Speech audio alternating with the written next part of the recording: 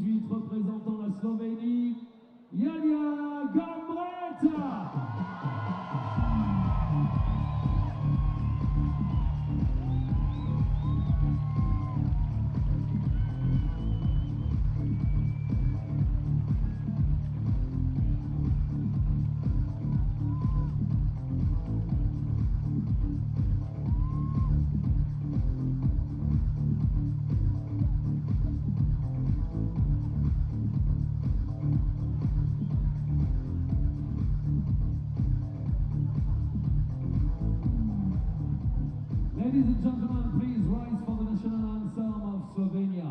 Mesdames et messieurs, veuillez vous lever pour l'hymne national de Slovénie.